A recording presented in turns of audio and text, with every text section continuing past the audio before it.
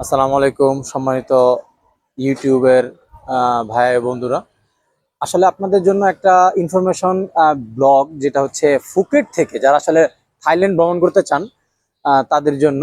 Phuket থেকে Bangkok আপনার বাসে কিভাবে যাবেন সেটার একটা ব্লগ এখানে দেখাচ্ছি। এই যে দেখেন, এখানে ফুকেট বাস টার্মিনাল 2, এই ফুকেট বাস টার্মিনাল 2 থেকে আসলে আপনারা যাবেন ব্যাংকক। তো আমরা আসলে এখন যাই ভিতরে, যে বাস টার্মিনালের ভিতরে কেমন থাকে। Welcome to Phuket. হ্যাঁ, মানে এটা হচ্ছে ফুকেট বাস টার্মিনাল 2। সো এই যে দেখেন, এখানে হচ্ছে টিকিট এরিয়া। এই টিকিট এরিয়া থেকে আপনারা টিকিট কাটবেন। এখানে অনেক কোম্পানির বাস আছে অ্যাভেলেবেল। আপনার এগুলো হচ্ছে বাস টিকিট কালেক্ট করার জায়গা। এই যে এখানে লেখা দেখেন, এই যে ফুকেট টু ব্যাংকক। হ্যাঁ, এই যে একটা কোম্পানি, এটা একটা কোম্পানি, যে ব্যাংকক লেখা, এগুলো এগুলো হচ্ছে সব কোম্পানি। Phuket two Bangkok. আমরা হচ্ছে এখান থেকে অলরেডি অনলাইনে বুকিং গতকালকে করে রেখেছিলাম, যার কারণে আমাদের এসে লাইভ বুকিং দিতে হয় নাই। যার কারণে আমরা হচ্ছে আমাদের ওয়েটিং যে জোন জোন ওখানে হচ্ছে আমরা যাচ্ছি। আপনাদের আরেকটা জিনিস বলি, আপনার যারা পাতং অর্থাৎ ফুকেটের পাতং এরিয়াতে যাবেন, এই ফুকেটের পাতং এরিয়াতে থেকে আপনাদের প্রথমে লোকাল বাসে যদি আসতে চান তাহলে বাস টার্মিনাল 1-এ আসতে হবে। ঠিক আমরা একই কাজ করেছি, বাস টার্মিনাল 1 থেকে আমরা হচ্ছে বাস টার্মিনাল 2-এ বাসে করে আবার চলে এসেছি। এখন এখান থেকে যে এইখানে আমাদের ব্যাংককের যে গাড়িগুলো এখানে থাকবে, এখান থেকে আমাদের 4:30টায় হচ্ছে বাস। ওই 4:30টার দিকে আমরা হচ্ছে যাব ফুকেট থেকে ব্যাংককের উদ্দেশ্যে। এই যে বাসগুলো হচ্ছে আপনাদের একটু দেখাই, বাসগুলো এমন থাকবে, এই যে এমন থাকবে। এগুলো হচ্ছে আমাদের আগের বাস। এই যে দেখেন লেখা ব্যাংকক, ফুকেট টু ব্যাংকক। হ্যাঁ, এরকম থাকবে। আমরা হচ্ছে এখানে ওয়েট করতেছি আমাদের বাসের জন্য।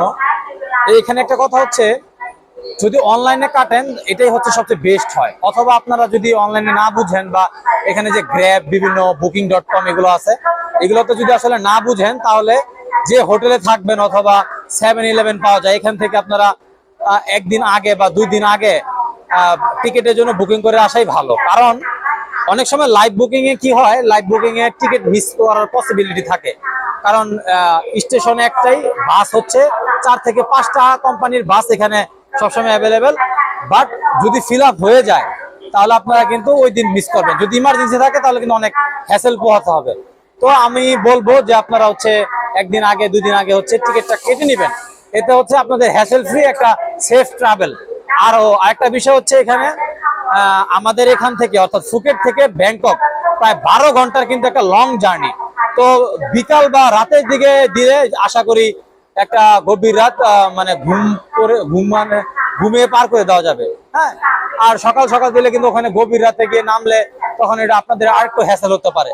তো সবসময় চাইবেন যে বিকাল থেকে রাতের দিকে টিকিটটা বুকিং করা। তো আমরা বাসের জন্য ওয়েট করতেছি। বাস আসার পরে বাকিটা আপনাদের দেখাবো, আমাদের বাসটা কেমন হয়, আমাদের যাত্রা কেমন হয়। বলতে বলতে আমাদের এই যে বাস এসে হাজির হয়ে গেল অলরেডি। এটা আমাদের বাস। হ্যাঁ, ফুকেট টু ব্যাংকক। এই যে এটা হচ্ছে আমাদের বাস। বাসগুলো আসলে সত্যি অসাধারণ। নর্মালি আমাদের দেশের বাসগুলো যেমন হয়, তার থেকে মানে টু গুড বেটার বাসগুলো। তো আমরা রেডি হই, লাইনে দাঁড়াই, দেখি কি অবস্থা, আমাদের যাওয়ার পথ কেমন হয়। আমরা এই যে আমাদের বাস যেটা, এটা হচ্ছে গাড়িতে দিয়ে দিব।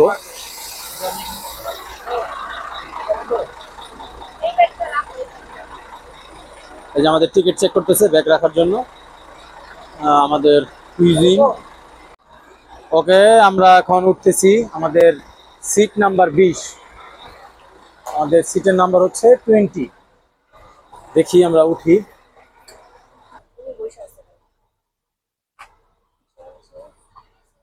This is my seat, I think 20। আমাদের বাসের ভিতরে আমরা এখন আছি। এখানে অনেক যাত্রী, এই যে পুরোটাই হচ্ছে বাস। সবাই ব্যাংককের উদ্দেশ্যে রওনা দিচ্ছে। ইনশাল্লাহ ব্যাংকক গিয়ে দেখা হচ্ছে। একটা বড় জার্নি, মিনিমাম 12 ঘন্টা লাগতে পারে। সারা রাত আচ্ছা আমরা বাসেই থাকবো। আসলে এক্সপ্লোর করার জন্যই বাসটা বুকিং করেছি। ফ্লাইটে এসেছিলাম, এখন বাসে যাচ্ছি আসলে সবকিছু এক্সপ্লোর করার জন্য। আপনাদের যাতে সুবিধা হয় আমাদের এই ভিডিও থেকে, এই জন্য আসলে যাওয়া। জি, ব্যাংকক গিয়ে দেখা হচ্ছে ইনশাআল্লাহ।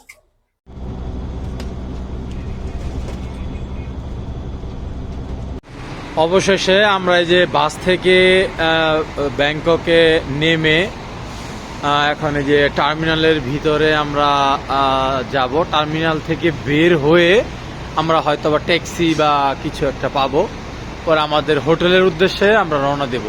আসলে আমাদের হচ্ছে এটা নামার কথা ছিল ঠিক 7টার দিকে।